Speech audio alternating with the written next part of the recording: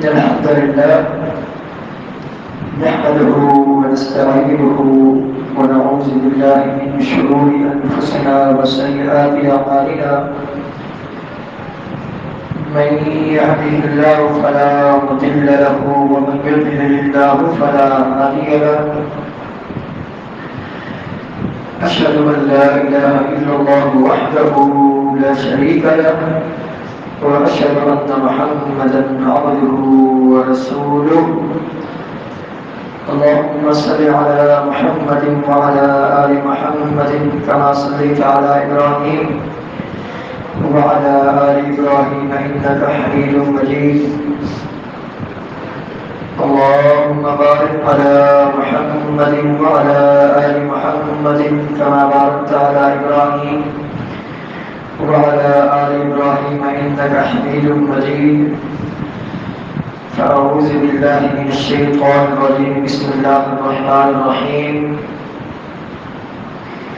يا أيها الناس اتقوا ربكم الذي خلقكم من نفس واحدة وخلق منها زوجها وبث منهما رجالا كثيرا ونساء واتقوا الله الذي تساءلون به والأرحام إن الله كان عليكم رقيبا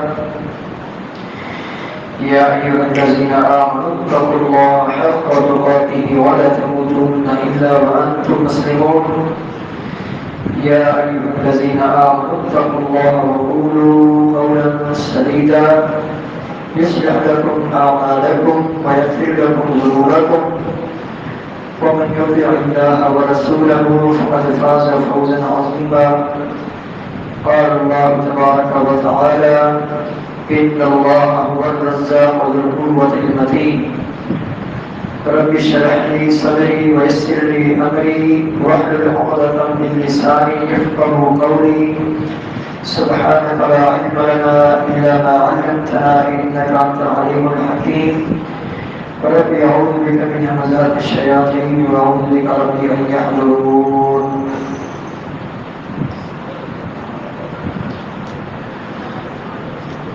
موجودہ حالات میں رزق کی تنگی کے حوالے سے پریشانی تکلیف بڑھتی جا رہی ہے دن بہ دن رزق تنگ سے تنگ تر ہوتا جا رہا ہے اور زندگی مشکل سے مشکل ترین ہوتی جا رہی ہے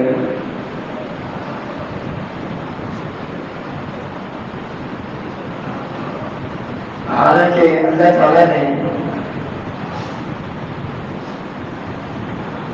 یہ وعدہ فرمایا ہے کہ وَمَا مِن دَابَّةٍ فِي الْأَرْضِ إِلَّا عَلَى اللَّهِ رِزْقُهَا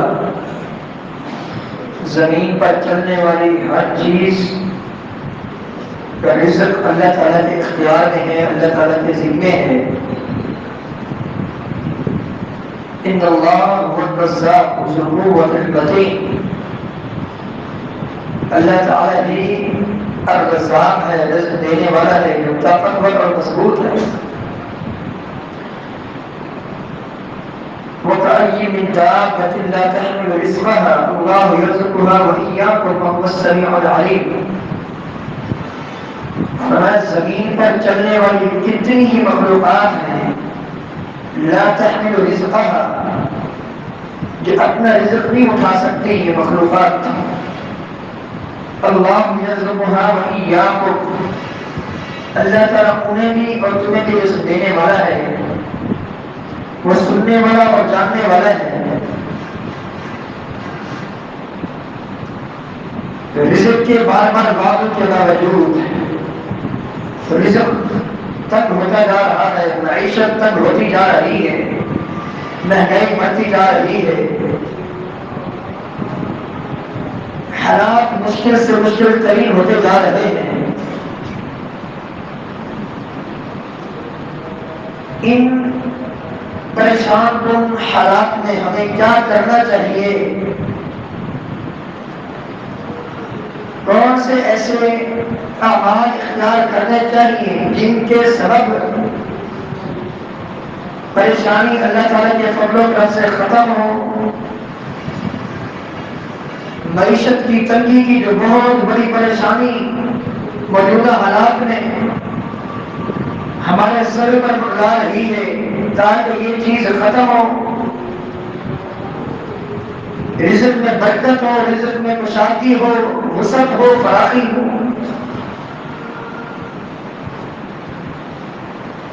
آئیے بھی کتاب و سنت کی روشنی میں چند ایسی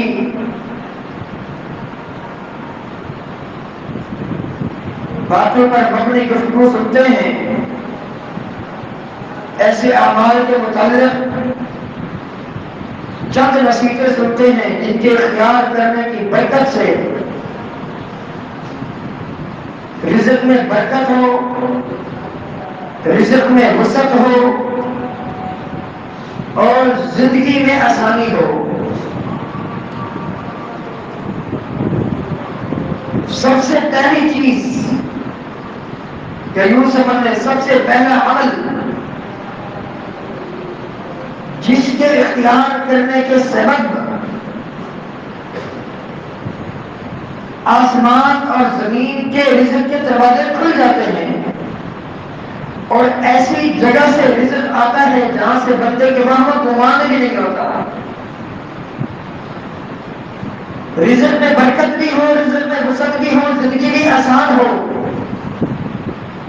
سب سے پہلی چیز، اور ضمن یہ بات ذہن نشین رہے، یہ کلام الرحمن، یہ کتاب اور احادیث مبارکہ، یہ شریعت، یہ قیامت تک کے لیے، جب قیامت تک کے لیے ہے تو اس میں مسائل بھی قیامت تک کے لیے بیان کیے گئے۔ اس میں ہماری پریشانیوں کا جو علاج ہمیں بتایا گیا، یہ یقینی اور حتمی علاج ہے۔ سب سے پہلی چیز جسے اللہ تعالیٰ نے مقدس کلام میں بیان فرمایا، جس سے ہماری اکثریت موضوع دور ہے، جس وجہ سے ان حالات کا سامنا کرنا پڑ رہا ہے، اللہ تعالیٰ نے فرمایا وَلَوْ أَنَّ أَهْلَ الْقُرَىٰ آمَنُوا وَاتَّقَوْا لَفَتَحْنَا عَلَيْهِمْ بَرَكَاتٍ مِنَ السَّمَاءِ وَالْأَرْضِ وَلَٰكِنْ كَذَّبُوا۔ اگر زمین والے، بستیوں والے، شہروں والے، دیہاتوں والے، زمین میں رہنے والے باسی آمن و ایمان لے واتقوا اور اللہ تعالیٰ سے ڈر جائیں، تقوی اختیار کر لیں، اپنے ایمان کی درستی کر لیں، اللہ تعالیٰ پر ان کا ایمان ہو، یقین ہو، موحدین بن جائیں اور متقین بن جائیں، پرہیزگار بن جائیں، کلی طور پر گناہوں کو چھوڑ دیں اور فرائض و واجبات کی پابندی کریں۔ ان فرائض کا تعلق نمازوں سے ہو، ان فرائض کا تعلق زکات سے ہو، حج سے ہو، روزوں سے ہو، رمضان کے دنوں سے، فرائض و واجبات کی پابندی کرنے لگ جائیں اللہ تعالیٰ سے ڈر کر، اور کلی طور پر تمام کے تمام گناہوں سے طیب ہو جائے اللہ تعالیٰ سے ڈر کر۔ چلو فتحنا علیہم برکات من السماء والارض، لام یہاں تاکید کے لیے آیا ہے، یقیناً ہم ان کے لیے زمین و آسمان کے رزق کے دروازے کھول دیں گے، ولیکن کذبوا، لیکن ان لوگوں نے تکذیب کی جس وجہ سے ان کو ان پریشانیوں کا سامنا کرنا پڑ رہا ہے۔ کیسے؟ اللہ کس طرح تو رزق کے آسمانی اور زمینی دروازے کس طرح کھولتا ہے؟ فرمایا پھر آؤ میں تمہیں بتاتا ہوں۔ ایک قوم گزر چکی ہے، جو قوم فرعون کے ظلم و ستم بڑے لمبے عرصے تک برداشت کرتی رہی، فرعون ان کی بچیوں کو، ان کی بیٹی کو چھوڑ دیا کرتا تھا، بیٹوں کو قتل کیا کرتا تھا۔ آخر میں وقت آیا جب یہ قوم موسیٰ علیہ السلام پر ایمان لائی، فرعون سے بغاوت کی، فرعون نے ڈرایا دھمکایا، قوم اللہ تعالیٰ کے فضل و کرم سے ایمان پر قائم رہی۔ قوم کے لوگوں نے کہا فَقْضِ مَا تَقَاضِ إِنَّمَا تَقْضِي هَٰذِهِ الْحَيَاةَ الدُّنْيَا۔ اے فرعون جو کرنا ہے کر لو، زیادہ سے زیادہ موت سے ہم کنارے کر دے گا، آخرت کا مالک ہمارے پر پروردگار ہے، دنیا کا مالک بھی وہی ہے، لیکن اس نے ہماری آزمائش کے لیے تجھے یہ اختیارات دیے ہوئے ہیں، جس کا تو نجائز فائدہ اٹھا رہا ہے فقط ایمان کا جو کرنا ہے کر لے۔ جب یہ قوم موسیٰ علیہ السلام کے ساتھ ایمان لانے میں مخلص رہی، اب اللہ تعالیٰ نے اسی قوم سے کہا تمہیں کمانے کی ضرورت نہیں ہے، وَأَنزَلْنَا عَلَيْهِمُ الْمَنَّ وَالسَّلْوَىٰ، اللہ تعالیٰ نے آسمان سے من سلویٰ کی بارش ہے۔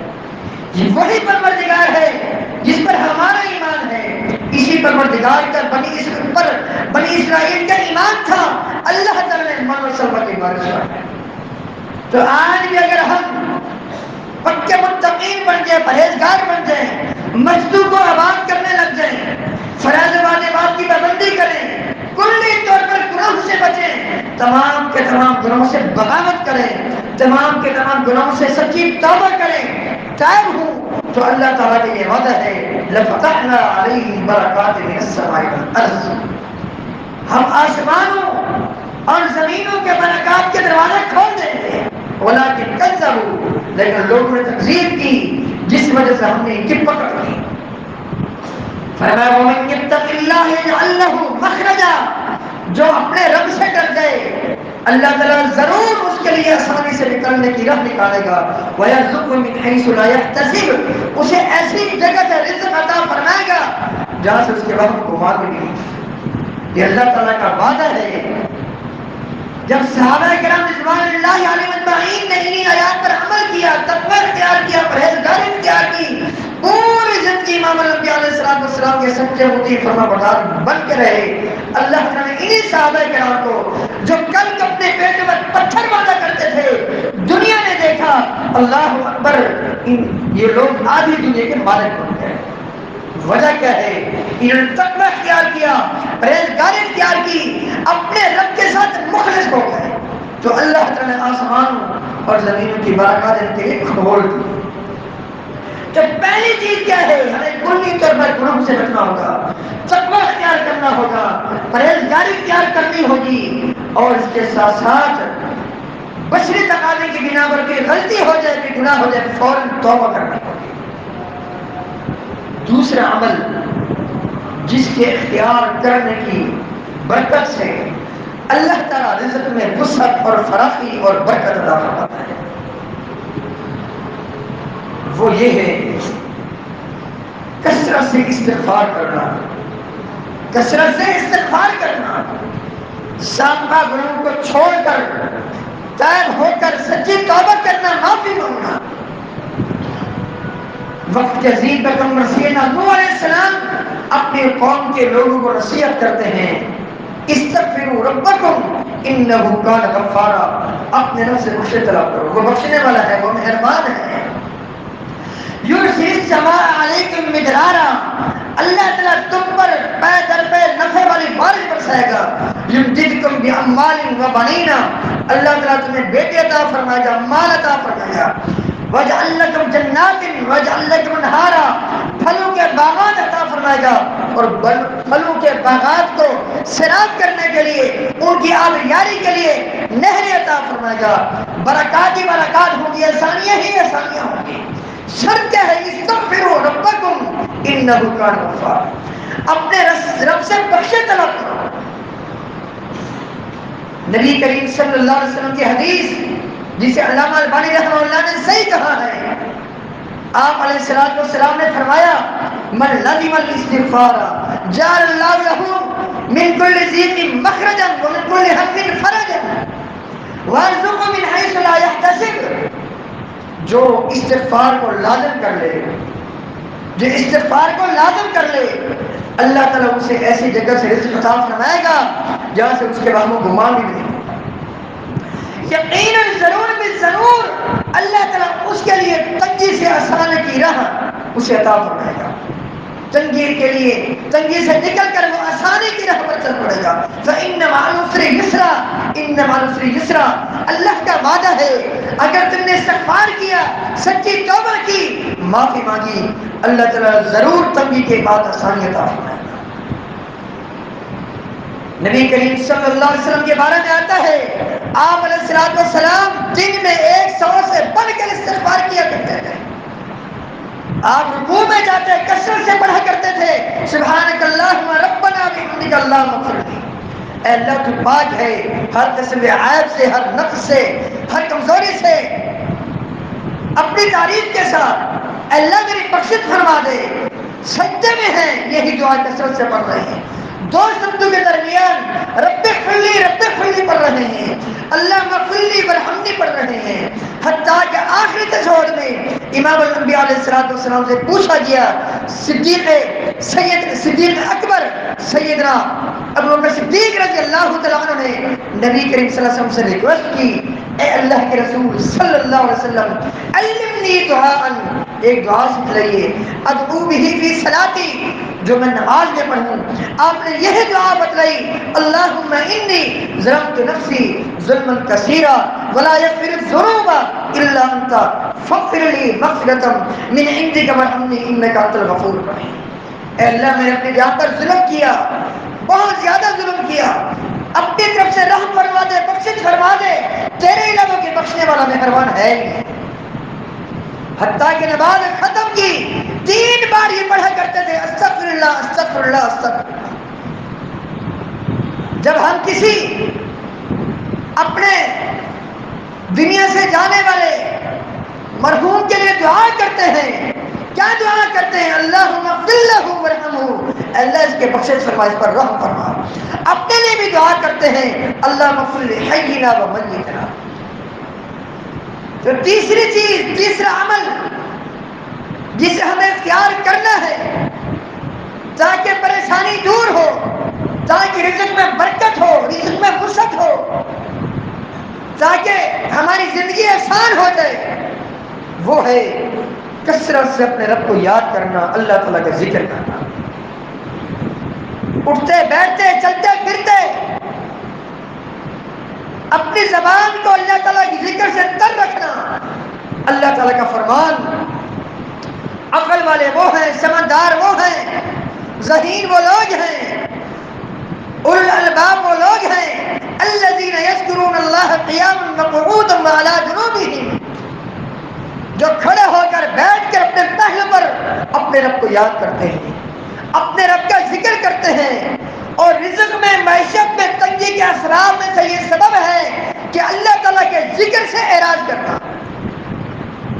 رزق میں، معیشت میں تنگی کے اسباب میں سے ایک سبب اللہ تعالیٰ نے قرآن پاک کے بیان فرمایا ہے، وہ یہ ہے کہ اللہ تعالیٰ کا ذکر نہ کرنا، اللہ تعالیٰ کے ذکر سے اعراض کرنا۔ اللہ تعالیٰ کا فرمان، وَمَن يَعْشُ عَن ذِكْرِ الرَّحْمَنِ نُقَيِّضْ لَهُ شَيْطَانًا فَهُوَ لَهُ قَرِينٌ۔ جو رحمان کے ذکر سے اعراض کرے، جو رحمان کے ذکر سے اعراض کرے، ہم اس کے لیے شیطان مقرر کر دیتے ہیں، شیطان اس کو اللہ کے ذکر سے غافل کیے رکھتا ہے۔ اس کا نقصان کیا ہوتا ہے؟ وَمَنْ أَعْرَضَ عَنْ ذِكْرِي فَإِنَّ لَهُ مَعِيشَةً ضَنكًا، جو اپنے رب کے ذکر سے اعراض کرے گا اس کی معیشت اللہ تعالیٰ نے فرمایا تنگ ہو جائے گی۔ وَنَحْشُرُهُ يَوْمَ الْقِيَامَةِ أَعْمَىٰ، قیامت کے دن سے ہم اندھا کر کے اٹھیں۔ تو ہمیں چاہیے کہ کثرت سے اپنے رب کو یاد کریں، اپنے رب کا ذکر کریں، خاص کر صبح شام کی دعاؤں کا اہتمام کریں۔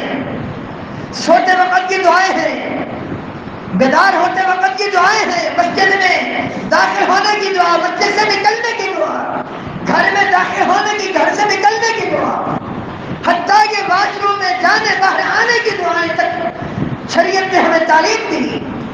یہ دعائیں خود بھی یاد کریں، اپنے بچوں کو بھی یاد کریں۔ مسجد میں آتے ہی یہ دعا پڑھی، اللہم افتح لی ابواب رحمتک، باہر گئے اللہم انی اسألک من فضلک، گھر سے نکلے، گھر میں گئے، دعائیں پڑھی، صبح شام کے اذکار پڑھے، کیا پیدا ہوگا؟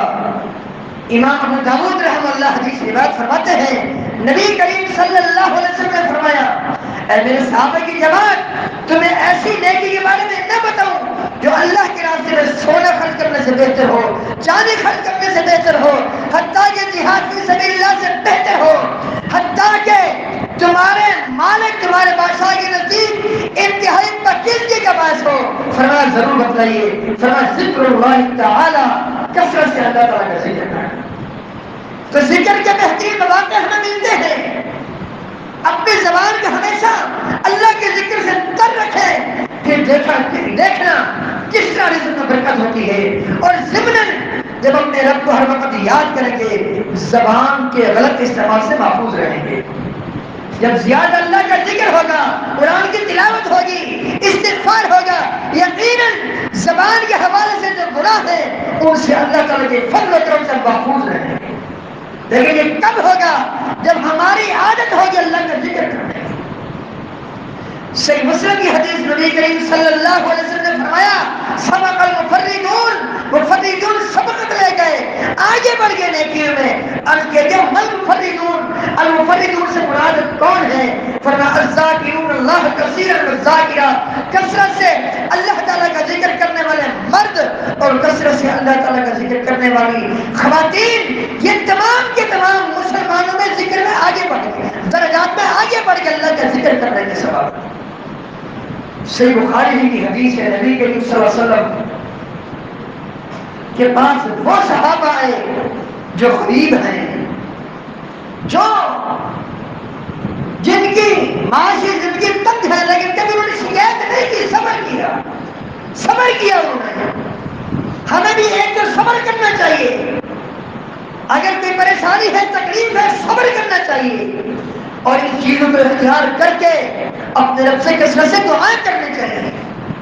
آپ علیہ السلام سے آ کر ریکویسٹ کرتے ہیں، اے اللہ کے رسول صلی اللہ علیہ وسلم، سبق اخواننا اہل اموال، ہمارے جو مالدار دوست ہیں، ساتھی ہیں، آپ کے صحابہ ہیں، وہ ہم سے باہر کے لیے سفر لے جا رہے ہیں۔ آپ علیہ السلام نے فرمایا کیسے، کس طرح؟ عرض کیا وہ لوگ اللہ کے راستے میں مال خرچ کرتے ہیں، ہمارے پاس مال نہیں ہے۔ وہ مسلمان غلاموں کو آزاد کراتے ہیں، ہم مسلمان غلاموں کو آزاد کرانا بھی چاہتے ہیں، رغبت ہے، شوق ہے، جذبہ ہے، لیکن دنیا نہیں ہے، مال نہیں ہے، درہم و دینار نہیں ہے، پیسے نہیں ہے۔ امام الانبیاء علیہ السلام نے فرمایا کہ میں ایک ایسی نیکی بتاتا ہوں، اس نیکی کو اختیار کر لو گے تو ان سے بھی آگے بڑھ جاؤ گے۔ عرض کیا کہ جی بتائیے کون سی نیکی ہے؟ آپ علیہ السلام نے فرمایا ہر فرض نماز کے بعد 33 بار سبحان اللہ، 33 بار الحمدللہ، 34 بار اللہ اکبر پڑھو گے، یقیناً تم ان سے آگے بڑھ جاؤ گے۔ چند دن گزرے، پھر یہ اللہ کے نبی صلی اللہ علیہ وسلم کی خدمت میں پیش ہوئے، سب یہ اخواننا، اے اللہ کے رسول صلی اللہ علیہ وسلم، جو ذکر آپ نے ہمیں بتایا ہے ہمارے بھائیوں کو پتہ چلا وہ بھی کوئی ذکر کرنے لگ گئے۔ اس موقع پر نبی کریم صلی اللہ علیہ وسلم نے فرمایا ذالک فضل من اللہ یؤتیہ من یشاء، یہ اللہ تعالیٰ کا فضل ہے، اللہ تعالیٰ جسے چاہتے عطا فرماتا ہے۔ تو یہ واقعہ عرض کرنے کا مقصد یہ ہے صحابہ کرام جن کو قدم قدم پہ جنت کی بشارتیں ملی، جنت کی خوشخبریاں ملی، لیکن اعمال دیکھیں کس قدر اعمال اختیار کرنے میں جذبہ ہے، شوق ہے، کس قدر نیکی کرنے کی محبت ہے، درجات اعلیٰ حاصل کرنے کی کس قدر ان کے اندر شوق ہے، جذبہ ہے، ہمت ہے۔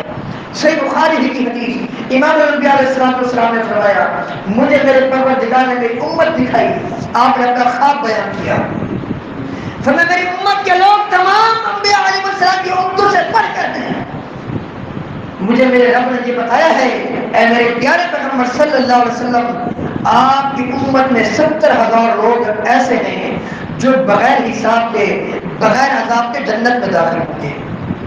اسی وقت وہ کاشف بن محصن رضی اللہ تعالیٰ عنہ کھڑے ہوئے، جذبہ دیکھے صحابی کا، شوق دیکھے، عرض کی اللہ کے رسول صلی اللہ علیہ وسلم ادعو اللہ ان یجعلنی منہم، آپ اللہ تعالیٰ سے دعا کیجیے اللہ تعالیٰ مجھے بھی امت سے بنا دے۔ آپ نے جذبہ دیکھا، شوق دیکھا، پیار دیکھا، درجات اولیاء کے ساتھ آپ علیہ السلام نے فوری فرمایا انت منہم، تم بھی انہی میں سے ہو۔ ایسا جذبہ ہونا چاہیے، اللہ تعالیٰ کا ذکر کرے جذبے کے ساتھ، شوق کے ساتھ، دل لگی کے ساتھ، نماز پڑھے توجہ کے ساتھ، اللہ کے راستے میں خرچ کرے جذبے اور اللہ تعالیٰ کی رضا اور خوشنودی کے حاصل کرنے کے ساتھ، اس حصول کے ساتھ، اس نیت کے ساتھ کہ وہ فلانا کام کر رہا میرا رب راضی ہو جائے، میرا رب خوش ہو جائے۔ صحیح مسلم کی حدیث، امام الانبیاء علیہ السلام کے پیارے صحابی ربیعہ بن کعب الاسلمی اسلم رضی اللہ عنہ جذبہ دیکھے صحابہ کرام کا، کس قدر وہ نیکیوں کے ساتھ محبت کیا کرتے تھے، اور جنت میں بڑے درجات کی طرف ان کے دل میں کس طرح ہوا کرتی تھی. کاش کہ یہ طرف میرے اور آپ کے اندر پیدا ہوتا ہے. امام الانبیاء علیہ السلام کی خدمت کیا کرتے تھے ربیعہ بن کعب اسلمی رضی اللہ عنہ. ایک صبح نبی کریم صلی اللہ علیہ وسلم نے ان کو دیکھا، وضو کا پانی پیش کیا آپ کی خدمت میں علیہ السلام. نبی کریم صلی اللہ علیہ وسلم نے خوشی کا اظہار فرمایا. آپ علیہ السلام نے ان سے فرمایا سل، مجھ سے مانگیے کیا مانگتے ہو. ربیعہ سوال کیجیے، آج اللہ تعالیٰ سے دعا کر کے تمہیں وہ نعمت لے کر دوں گا جو تم مانگو گے. صحابی کا جذبہ دیکھیں، اللہ اکبر. عرض کرنے لگے اسألک مرافقتک فی الجنہ، جنت میں آپ کی رفاقت چاہتا ہوں. اللہ اکبر. جنت میں آپ کے ساتھ مجھے نصیب ہو جائے، یہ بڑی بات ہے. آپ علیہ السلام نے فرمایا اما غیر ذالک، سوچ لو اس کے علاوہ کچھ اور تو نہیں چاہیے. کہا نہیں، ہوا ذاکا، وہی چیز چاہیے. اس موقع پر نبی کریم صلی اللہ علیہ وسلم نے فرمایا تھا ٹھیک ہے فإنی علی نفسک بکثرۃ السجود، تم کثرت سے نفل پڑھو جس میں اللہ کا ذکر ہوتا ہے.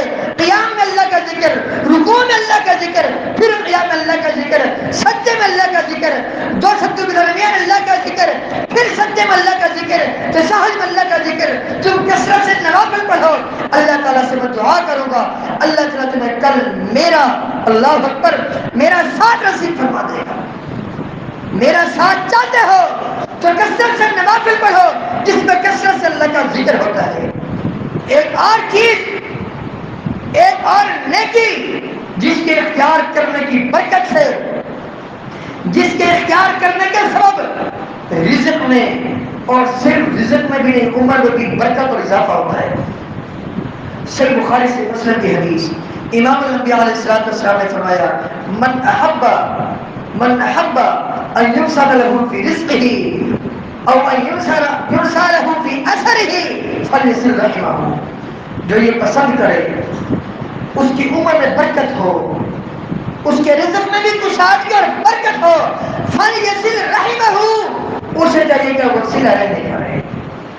پتہ چلا کہ اس سے طیب ہو جائے اپنے رشتہ داروں کے پاس، ان سے جا کر ہم کلام ہو، مصافحہ کرے، معانقہ کرے، جن سے وہ سالوں سے بولتا نہیں ہے، گفتگو نہیں کرتا، قطع تعلق اختیار کی ہوئی ہے. بات پہ کہاں سے معاملات کہاں تک پہنچ جاتے ہیں. میں تم سے بات نہیں کروں گا، میں تم سے کلام نہیں کروں گا، حتیٰ کہ یہ نصیحت کر کے جاتے ہیں تم نے میرے جنازے میں شریک نہیں ہونا. کتنی بڑی تکلیف کی بات ہے. فرمایا جو یہ چاہتا ہے اس کی عمر میں برکت ہو، اس کے رزق میں اضافہ ہو، برکت ہو، فلیصل رحمہ، اسے چاہیے کہ وہ صلہ رحمی کرے. اور یاد رکھیے قطع تعلق اختیار کرنے والے پر اللہ کی لعنت ہے. قطع تعلق اختیار کرنے والے پر اللہ کی لعنت ہے، اللہ کی پھٹکار ہے. سورۃ محمد میں اللہ تعالی نے فرمایا فَلَعَصَيْتُمْ إِن تَوَلَّيْتُمْ أَن تُفْسِدُوا فِي الْأَرْضِ وَتُقَطِّعُوا أَرْحَامَكُمْ. لوگوں دنیا میں اگر تمہیں اقتدار مل جائے، تمہیں اختیار مل جائے، عین ممکن ہے کہ تم دنیا میں فساد برپا کرو، زمین پر بگاڑ پیدا کرو، وَتُقَطِّعُوا أَرْحَامَكُمْ، اور قطع تعلق اختیار کرو. اپنے رشتہ داروں سے کٹ کرو، اپنے رشتہ داروں سے قطع تعلق اختیار کرو. فرمایا اولئک الذین، یہی لوگ ہیں. بڑی قابل توجہ بات، بڑی اہم ترین بات جو قطع تعلق اختیار سے ہمیں بتائی جا رہی ہے. اولئک الذین، یہی لوگ ہیں لعنہم اللہ، جن پر اللہ کی لعنت ہے، اللہ کی پھٹکار ہے. فاصمہم، اللہ نے انہیں اندھا کر دیا. فاصمہم، اللہ تعالی نے بہرا کر دیا. واعمی ابصارہم، اللہ نے انہیں اندھا کر دیا. کتنی بڑی سخت ترین وعید ہے قطع تعلق اختیار کرنے کی. اگر چاہتے ہیں عمر میں برکت ہو، رزق میں برکت ہو، مال میں برکت ہو، آئیے اس طریقے کو اختیار کیجیے، پھر دیکھنا کس طرح اللہ تعالیٰ کی برکتوں کی بارش ہوگی. صحیح مسلم کی حدیث، امام الانبیاء علیہ السلام کے پاس ایک شخص آیا، یہ شخص وہی بات لے کر ہے جہاں آج کل ہم میں سے اکثریت کے ساتھ یہ مسئلہ ہوتا ہے. اے اللہ کے رسول صلی اللہ علیہ وسلم، میرے فلاں رشتے دار ہیں، میرے فلاں رشتے دار ہیں، میں ان سے مل کے رہتا ہوں لیکن وہ مجھ سے کٹ کے رہتے ہیں. میں ان کے ساتھ جڑ کے رہتا ہوں، میں ان کے ساتھ اچھا سلوک کرتا ہوں، لیکن وہ اچھائی کا بدلہ مجھے برائی میں دیتے ہیں. آپ علیہ السلام نے فرمایا جب تک تمہاری یہی روش رہی کہ تم ان سے مل کے رہتے ہو وہ کٹ کے رہتے ہیں، تم ان کے ساتھ حسن سلوک کرتے ہو وہ برا سلوک کرتے ہیں، جب تک تمہارا یہی طریقہ رہا زندگی گزارنے کا، اس کے دو فائدے ہیں. پہلے فائدہ یہ ہے کہ اللہ تعالیٰ کی طرف سے ایک فرشتہ مقرر کر دیے کہ تمہارے لیے جو تمہاری مدد کرتا ہے، تمہاری نصرت کرتا ہے، ان کے مقابلے میں تمہارا مددگار رہتا ہے. اور نمبر دو، جب تک وہ تم سے کٹ کے رہتے ہیں ان کی نیکیاں برباد ہو رہی ہیں، ان کی نیکیاں ضائع ہو رہی ہیں. تو آئیے اس طریقے کو اختیار کیجیے، اپنے رشتے داروں سے جڑ کے رہیں، مل کے رہیں. ذرا اتنا بتائیے اللہ کے بندو، اس سے پڑھ کر کون شخص بڑا ظالم ہوگا جو کسی کی بیٹی پر بدکاری کی تہمت لگائے؟ قربان جاؤں ابو بکر صدیق رضی اللہ عنہ کے تقویٰ پر، ایمان پر، پرہیزگاری پر. ایسا تو نبی کریم صلی اللہ علیہ وسلم نے فرمایا تھا اگر اللہ کے علاوہ کسی کو خلیل بناتا تو ابو بکر صدیق رضی اللہ عنہ کو بناتا. مصطح بن اساسہ رضی اللہ تعالیٰ عنہ منافقین کی باتیں میں آ کر عائشہ صدیقہ رضی اللہ تعالیٰ عنہ پر جو انہوں نے باتیں کی، یہ بھی ان کی باتیں میں آ گئے تھے. مصطح بن اساسہ رضی اللہ تعالیٰ عنہ یہ کون تھے؟ ابو بکر صدیق رضی اللہ تعالیٰ عنہ کے بھانجے تھے. صدیقہ کائنات کی برات کے متعلق جب آیات مبارکہ نازل ہوئی، ابو بکر صدیق رضی اللہ تعالیٰ عنہ نے ان سے قطع تلقی اختیار کی. خرچ کیا کرتے تھے، یہ غریب تھے، مہاجر بھی تھے، غریب بھی تھے، مسکین تھے، خرچ کیا کرتے تھے ابو بکر صدیق رضی اللہ تعالیٰ عنہ. لیکن غیرت میں آ کر خرچ بند کر دیا، غیرت میں آ کر خرچ بند کر دیا. اللہ نے قرآن کی آیت نازل فرمائی وَلَا يَأْتَلِ أُولُو الْفَضْلِ مِنْكُمْ وَالسَّعَةِ أَنْ يُؤْتُوا أُولِي الْقُرْبَى وَالْمَسَاكِينَ وَالْمُهَاجِرِينَ فِي سَبِيلِ اللَّهِ وَلْيَعْفُوا وَلْيَصْفَحُوا أَلَا تُحِبُّونَ أَن يَغْفِرَ اللَّهُ لَكُمْ وَاللَّهُ غَفُورٌ رَحِيمٌ. فضیلت والوں کو چاہیے کہ اس طرح کی قسمیں نہ کھایا کریں کہ وہ اپنے غریب رشتہ داروں کو، مسکینوں کو، مہاجرین کو نہیں دیں گے، ان پر خرچ نہیں کریں گے. وَلْيَعْفُوا وَلْيَصْفَحُوا، ان فضیلت والوں کو چاہیے کہ معاف کر دیں. یہ فضیلت والوں سے مراد کون ہے؟ ابو بکر صدیق ہیں رضی اللہ تعالیٰ عنہ. پھر اللہ تعالیٰ نے سیدنا ابو بکر صدیق رضی اللہ تعالیٰ عنہ کو مخاطب فرمایا الا تحبون ان یغفر اللہ لکم، تم نہیں چاہتے کہ اللہ تعالیٰ تمہاری مغفرت فرما دے؟ ابو بکر صدیق رضی اللہ تعالیٰ عنہ نے کہا بلا یا رب، اے میرے پروردگار کیوں نہیں، میں چاہتا ہوں تو میری مغفرت فرما دے. پہلے جتنا خرچ کرتے تھے اس سے ڈبل خرچ کرنے لگے. غیرت کا معاملہ ہے. سب کچھ کے باوجود جب اللہ کی بات آ گئی معاف کر دیا، درگزرے سے کام لیا، جو کچھ ہوا اس کو بھلا دیا، فراموش کر دیا، آئندہ کے لیے عمل تیار کیا، ڈبل خرچ کیا کرتے تھے. اللہ اکبر. یہ واقعہ عرض کرنے کا مقصد یہ ہے یقیناً ہم میں سے کوئی ایسے رشتے دار ہوں گے جنہوں نے ہمارا دل دکھایا ہوگا، ہمیں پریشان کیا ہوگا، ہمیں تکلیف دی ہوگی، کسی نہ کسی پریشانی میں مبتلا کیا ہوگا، ان کی وجہ سے کسی نہ کسی پریشانی میں ہم مبتلا ہوئے ہوں گے. لیکن یاد رکھیے اس پریشانی سے بڑھ کر کوئی پریشانی نہیں جو غیرت پر مبنی پریشانی ہے. لیکن قربان جاؤں ابو بکر صدیق رضی اللہ تعالیٰ عنہ کی ایمانی غیرت پر فوراً انہوں نے رجوع کر لیا اور انہوں نے اپنے بھانجے سیدنا مصطح بن اساسہ رضی اللہ تعالیٰ عنہ پر ڈبل خرچ کرنا شروع کر دیا. یہ ان کا یہ واقعہ ہمارے لیے اس میں بڑے دروس ہیں، بڑے سبق ہیں. اس سے بڑھ کر کون ظالم ہوگا جو جان تک کا دشمن ہوگا. مکہ کے مشرکین کی وجہ سے 70 صحابہ شہید ہوئے نہیں ہوئے غزوہ بدر میں، 70 صحابہ شہید ہوئے. غزوہ احد میں 70 صحابہ شہید ہوئے. نبی کریم صلی اللہ علیہ وسلم کے دندان مبارک شہید ہوئے. لیکن قربان جاؤں فتح مکہ کے موقع پر آپ نے جتنے بھی اس کو کافر تھے سب کو معاف کر دیا اور فرمایا لا تثریب علیکم اليوم، آج تم پر کوئی ڈانٹ ڈپٹ نہیں، یغفر اللہ لکم، اللہ تعالیٰ تمہاری مغفرت فرمائے. حالانکہ جنگیں لڑی، غزوہ احد میں ہے، غزوہ بدر میں ہے، اسی طرح غزوہ احزاب میں، غزوہ خندق، غزوہ احزاب، کئی جنگیں لڑی، مکہ سے نکال دیا. سب کچھ کے باوجود امام الانبیاء علیہ السلام نے فتح مکہ کا موقع پر معاف کر دیا. یوسف علیہ السلام کو دیکھ لیجئے، جو بھائی جان کے دشمن تھے کنویں میں ڈالا، آج یوسف علیہ السلام نے ان کو بھی معاف کر دیا. تو ہمیں بھی چاہیے کہ ہم اپنے رشتے داروں کو معاف کریں، ان سے جڑ کے رہیں، ان سے مل کے رہیں، تاکہ ہماری عمر میں برکت ہو، ہمارے رزق میں برکت ہو.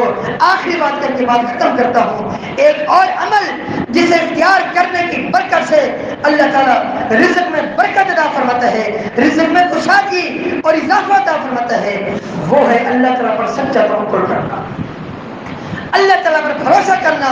جامع ترمذی کی حدیث، نبی کریم صلی اللہ علیہ وسلم نے فرمایا لو انکم توکلون علی اللہ حق توکلہ لترزقون کما یرزق الطیور.